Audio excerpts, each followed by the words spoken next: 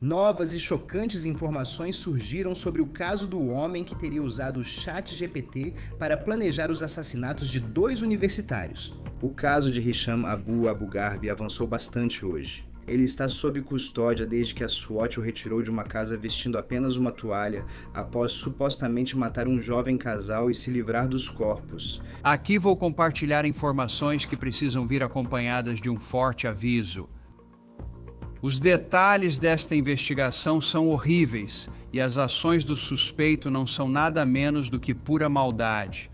Agora estamos ouvindo a família do suposto assassino. O ato doentio que ele supostamente cometeu contra a própria irmã momentos antes de ser retirado daquela casa e os sinais de alerta que, segundo eles, tentaram avisar a polícia antes dos assassinatos. Enquanto os promotores dizem que agora vão pedir a pena de morte, estamos no On The Case, apresentado pela Law and Crime. Eu sou Chris Stewart.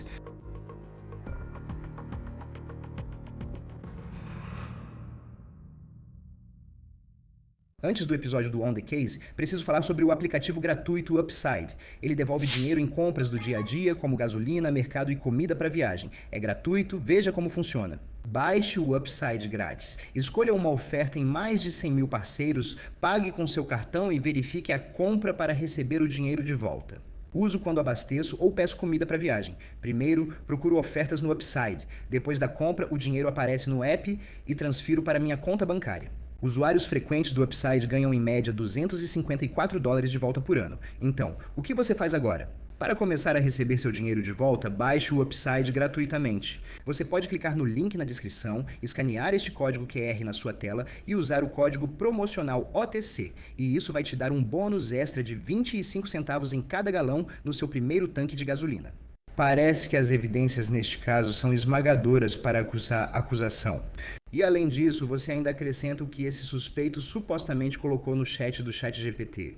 Os promotores dizem que tudo o que ele estava pensando ao supostamente planejar os assassinatos desses dois estudantes foi colocado em um chatbot de IA. O caso de Hisham Abu Garbi foi ao tribunal para a audiência de formalização da acusação na segunda-feira em Tampa.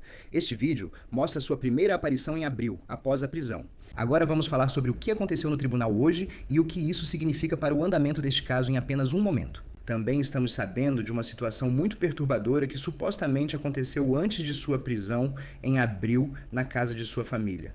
Agora, Hisham é acusado de matar seu colega de quarto, Zamir Lamoni, de 27 anos, e a namorada do colega de quarto, uma mulher chamada Nahida Bristi.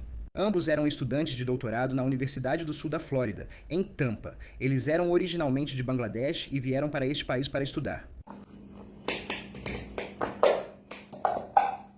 Vídeo de Bristi que achamos no Facebook. E os registros do tribunal mostram que parece que as autoridades focaram em Hisham bem no início dessa investigação. E você vai ver por que ele estava agindo de forma suspeita desde o começo. E você deve se lembrar que quando esse caso veio à tona, havia uma grande dúvida se estávamos falando de algo criminoso ou se era um caso em que apenas esses dois estudantes tinham fugido e desaparecido. Certamente tomou um rumo incrivelmente sombrio. E além de ser acusado de matar esses dois estudantes, ele também é acusado de tentar encobrir o crime. Mas, aparentemente, ele agiu de forma descuidada. Quando Hisham foi preso, saiu de casa só de toalha. E, aparentemente, a polícia não planejava prendê-lo naquele dia, mesmo ele sendo suspeito no caso desses dois estudantes da USF. A polícia teve que ir até a casa da família dele por causa de uma situação doméstica. Agora, este é o documento judicial que descreve o que aconteceu. A polícia informou que um familiar chamou a polícia após a irmã de Hisham entrar no quarto para pegar produtos de cabelo, onde encontrou Hisham. Ele estaria só de toalha jogando videogame, e é aí que a situação se torna perturbadora. A polícia prossegue dizendo que a irmã de Hisham, ela sai do banheiro principal e, abre aspas, foi confrontada pelo réu, que pediu um abraço. A vítima estava dando um abraço de lado nele quando o réu agarrou a vítima e a segurou contra a vontade dela em um abraço de frente. O réu estava tentando beijar a vítima nos lábios e pedindo para que ela o beijasse. A vítima se afastou do réu e recuou até a porta do quarto principal, encontrando-a fechada e trancada. Estamos falando mais uma vez de a suposta vítima ser a própria irmã dele. Por favor, observe que a vítima e o réu já moraram juntos no passado como família e a vítima identificou o réu como seu irmão mais velho.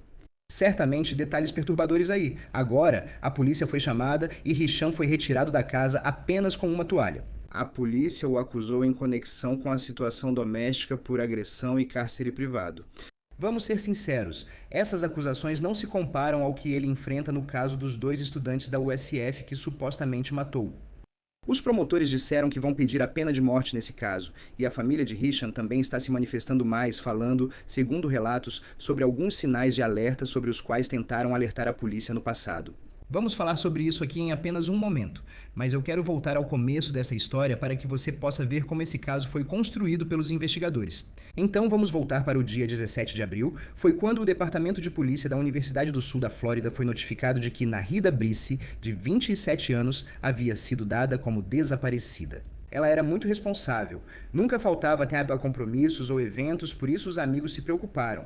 Em 18 de abril, um amigo de Zameel Lamoni, 27 anos, procurou a polícia porque ele não atendia ligações, algo incomum para ele. Então, os investigadores descobriram que os dois, Brice e Lamoni, estavam namorando. Então, nossos detetives acreditam que a primeira parada deve ser de volta na casa da nossa segunda vítima. Residência. Então, nós vamos até a residência de Zameel, onde ele mora com 2 colegas de quarto. Um dos colegas de quarto continua sendo evasivo. As histórias são inconsistentes, quase ao ponto de ele falar sobre qualquer coisa, adora falar sobre si mesmo. E isso continua e se mantém durante toda a investigação, exceto quando queremos falar sobre uma das nossas 2 vítimas. Então ele imediatamente começa a se tornar evasivo e enganador. O outro colega de quarto, nós descobrimos muito rapidamente que ele não estava envolvido, começa a se tornar extremamente cooperativo. E nesse momento, ele, nos estágios iniciais, quando ainda é um caso de desaparecimento, nos informa que algo está errado. Então a polícia revista o apartamento de Lamoni, que ele dividia com mais 2 pessoas. Há um colega de quarto e o outro que parecia estar agindo de forma suspeita, que era Hisham Abu Garbi. E enquanto eles revistavam esse apartamento, começaram a notar algumas coisas. O capacho da porta está faltando. Algumas panelas e frigideiras também estão faltando. Então nossos detetives, tão determinados quanto são, vão primeiro até a lixeira. Eles descobrem que o compactador de lixo do condomínio ainda não foi esvaziado nesses últimos dias. É aqui que conseguimos a primeira pista no nosso caso. Nós vamos lá e começamos a vasculhar o lixo. Esses detetives entram dentro do container de lixo e esvaziam todo o conteúdo. E eles encontram os óculos do Zamil, sua carteira de estudante, sua carteira e suas roupas, que estavam extremamente ensanguentadas na época.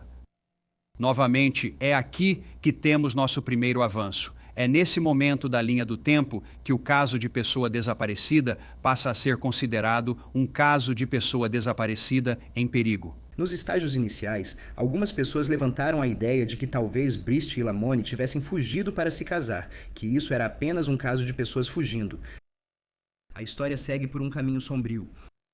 Na época, acreditamos que o nosso agora suspeito era apenas uma pessoa de interesse. Precisávamos de mais informações. Temos provas suficientes para obter um mandado de busca. Voltamos à residência e cumprimos o mandado de busca. Os mandados de busca são para a residência, colegas de quarto, celulares e carros deles, além das próprias pessoas.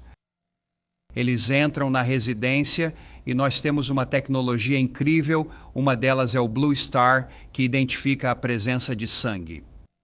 E quando eles usam o Blue Star, eles conseguem ver na área da cozinha há uma grande poça de sangue. Eles veem que o sangue continua pelo corredor e entra no quarto do nosso suspeito. A tecnologia é tão precisa e detalhada que conseguimos ver o contorno de um ser humano no chão, ao lado da cama do nosso suspeito, onde ele estava encolhido em posição fetal. Então, é aqui que parece que a polícia diz ter focado em Hisham.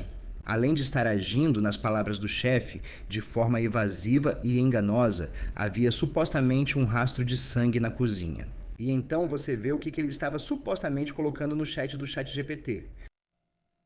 Depois examinamos o celular dele. Todo o histórico havia sido completamente apagado. Sem mensagens de texto, sem e-mails, sem dados de GPS, o histórico de buscas dele totalmente limpo. Isso nos toma tempo agora porque precisamos fazer uma análise forense detalhada no celular. E o que encontramos ao fazer essa análise forense aprofundada foram várias buscas perturbadoras. Ele pesquisa: uma faca pode penetrar um crânio?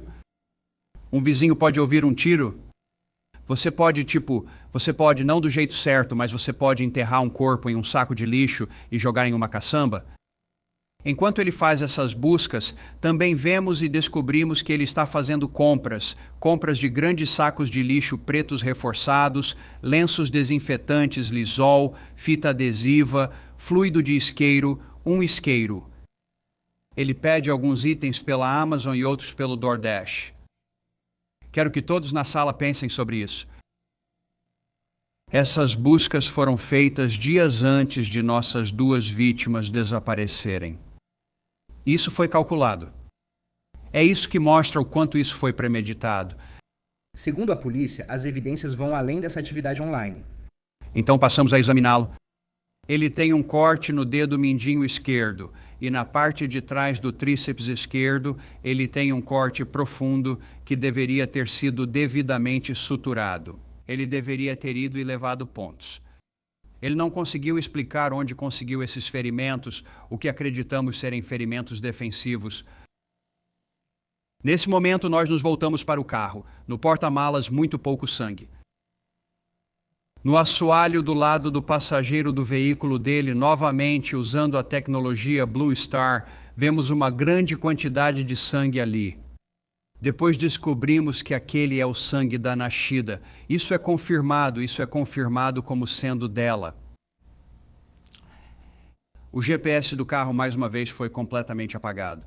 A polícia afirma que tem evidências de sangue pertencentes tanto a Lamone quanto a Brisky. Enquanto fazemos essa análise forense detalhada no telefone dele para ver onde ele esteve nos dias anteriores, conseguimos determinar que ele tinha ido até Clearwater, na região de Sand Key.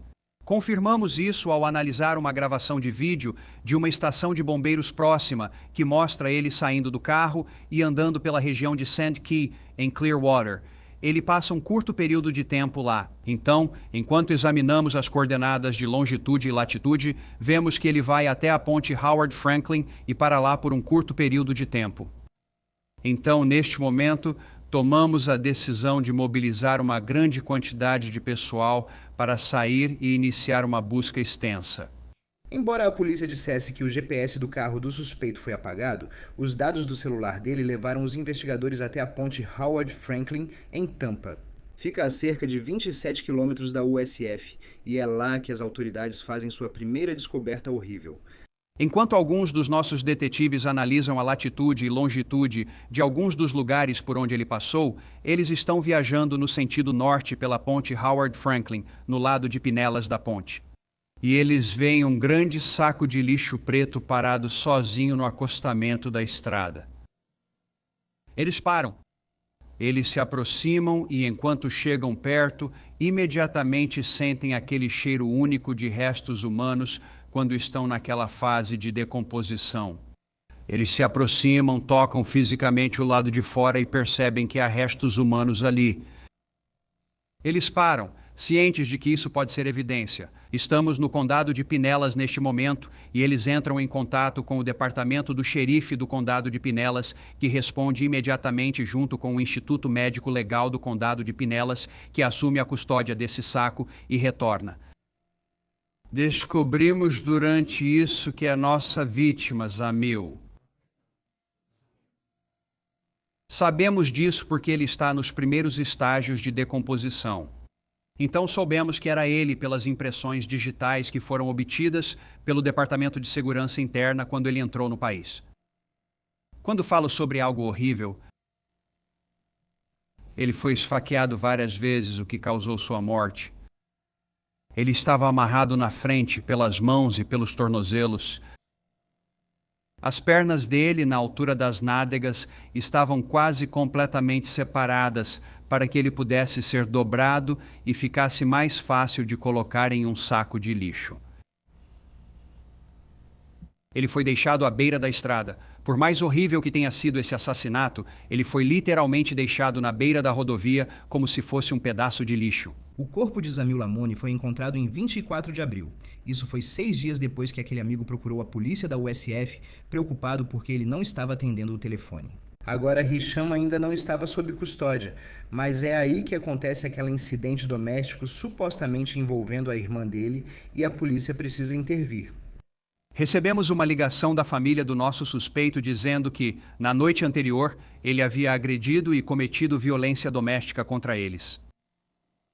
Ele estava agindo de forma errática. Saiu do banho apenas com uma toalha enrolada no corpo.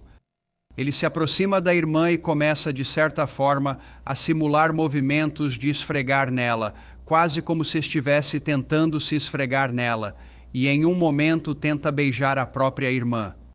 A irmã dele tem dificuldade para empurrá-lo e não consegue sair livremente daquela situação porque ele é mais forte e consegue dominá-la. Ele agride a família ao mesmo tempo. Tentamos contato com ele, sabemos que está na residência, a família nos informa e o mantemos sob vigilância constante. Ele se recusa a atender o telefone, ele se recusa a sair. Tomamos a decisão com base na natureza violenta que sabemos que esse indivíduo é capaz de ter.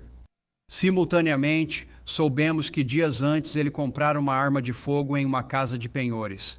Mais tarde determinamos que ele nunca chegou a pegar essa arma de fogo, mas não sabíamos disso. Não tínhamos essa informação na época. Novamente, era uma situação muito dinâmica, muito fluida. Acionamos a SWAT e negociadores para tentar solucionar a situação pacificamente. Após várias horas tentando fazer contato, chegamos ao ponto em que decidimos entrar e retirá-lo fisicamente da casa e prendê-lo.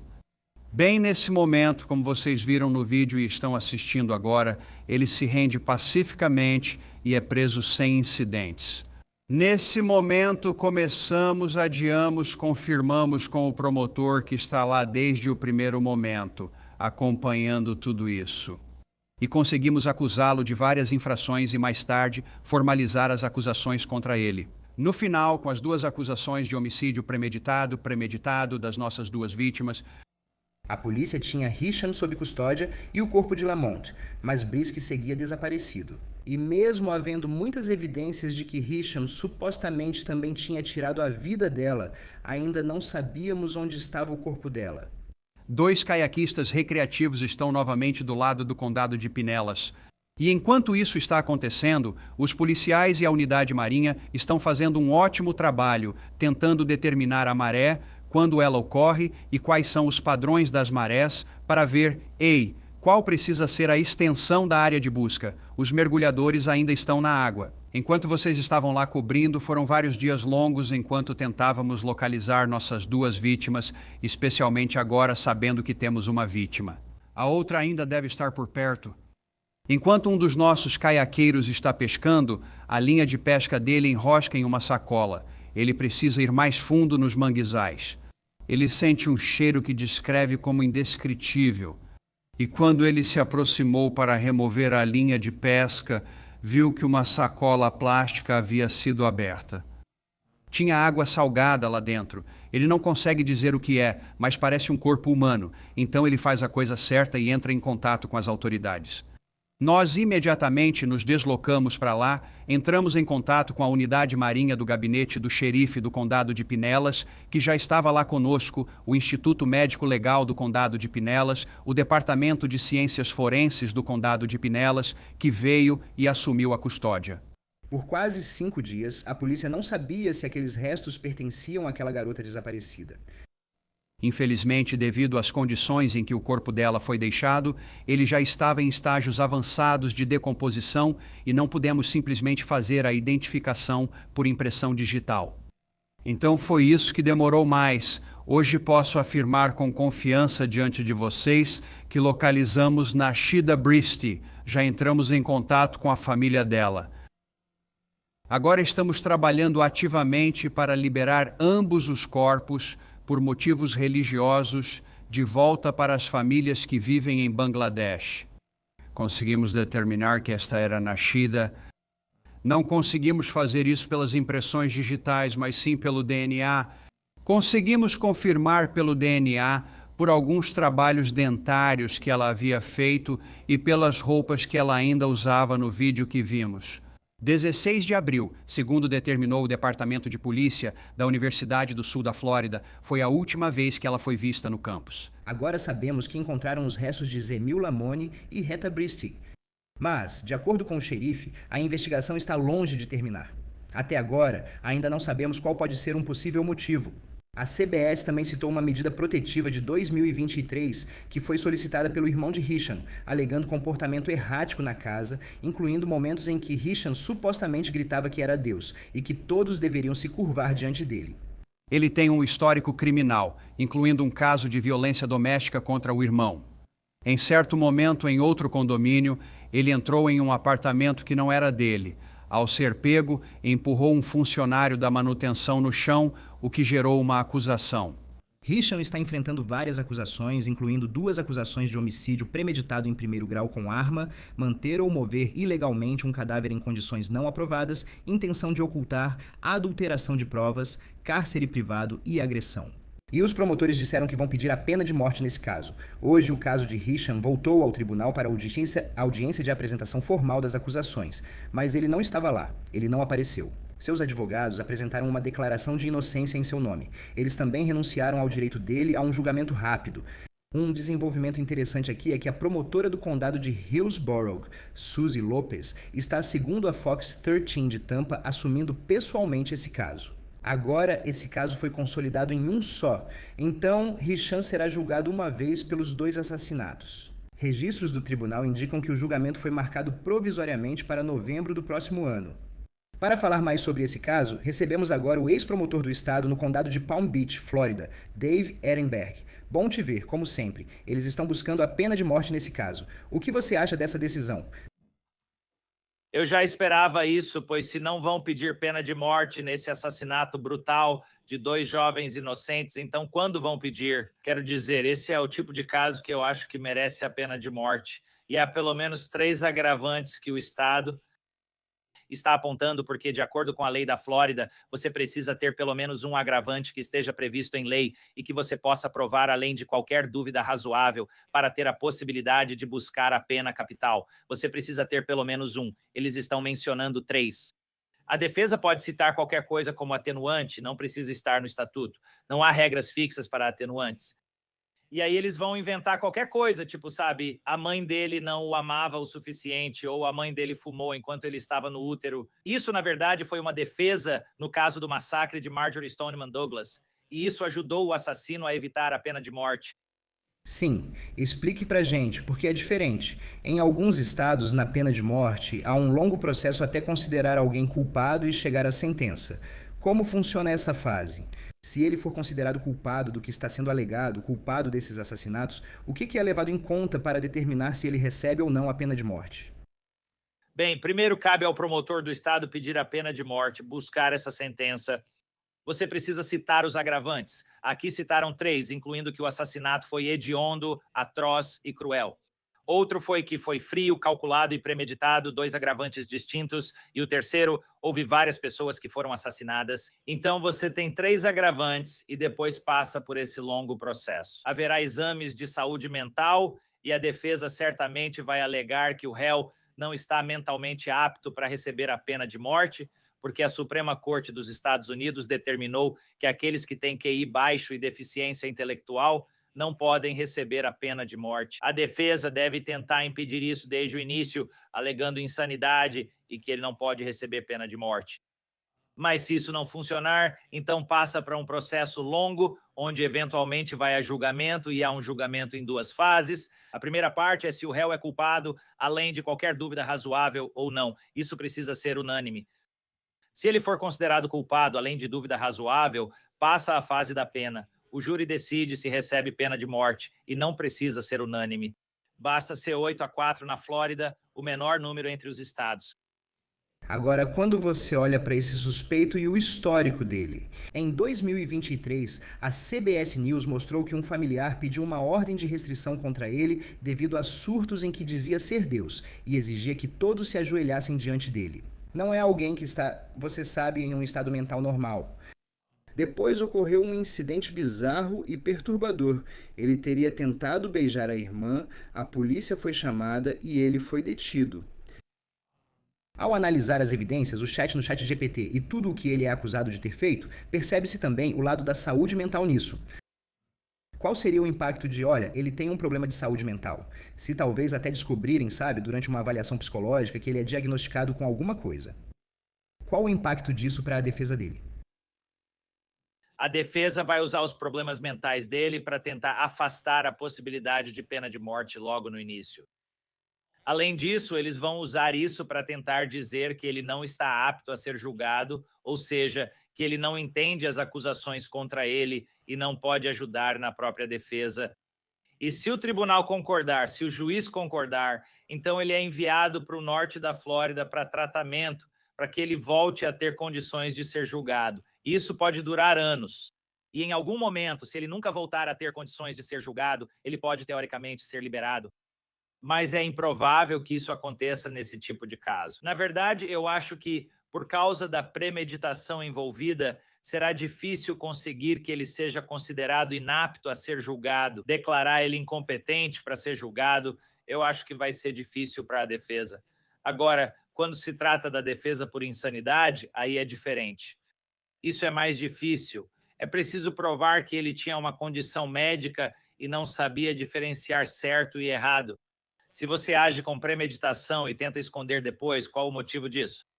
Porque você sabia que o que fez era errado, era um crime, então ele não vai conseguir usar a defesa de insanidade aqui, de jeito nenhum, sem chance. Ele pode ser considerado incompetente para ser julgado no início, existe uma chance. Embora, como eu disse, acho que é uma batalha difícil para a defesa. Parece uma batalha difícil, e você pensa no rastro digital deixado por ele. Você tem, no início, o ChatGPT e algumas das perguntas que ele supostamente fez para um chatbot, como se fosse alguém, quase como se fosse um cúmplice. Depois ele pediu produtos de limpeza pelo DoorDash. Então, você tem isso, supostamente. Então, você tem dos dois lados meio que isso, sabe? Os recibos, literalmente e figurativamente, que os promotores podem potencialmente levar para o tribunal. Tipo, como isso impacta a história que você está contando como promotor ao poder colocar isso na tela? Bem, isso é crucial porque eles dizem que ele não sabia o que fazia, nem distinguia o certo do errado. Porque lembre-se, você está argumentando a defesa por insanidade no julgamento. Você está discutindo diante do juiz, antes disso, se ele tem aptidão para ser julgado. Então, os jurados não vão lidar com a questão de ele ter aptidão para ser julgado ou não, embora possam tentar usar o estado mental dele para mostrar que ele não tinha a premeditação necessária. Eles podem simplesmente dizer que ele é uma pessoa louca, ele não tinha o chamado mens rea, ou seja, o estado mental necessário. Há várias formas do júri ouvir sobre seu estado mental. E no fim das contas, as coisas que mostram que ele foi frio, calculista e premeditado vão ser apresentadas para refutar isso. A pessoa não faz isso se for louca e não souber o que faz. Pedir conselhos ao ChatGPT sobre se ele deveria jogar coisas no lixo para esconder seus crimes. Ou compra todos esses produtos no DoorDash para tentar limpar a bagunça que fez. Além disso, porque ele foi tão evasivo com a polícia. Lembre-se, quando a polícia o prendeu, ele estava com curativo no dedo mindinho. Certo.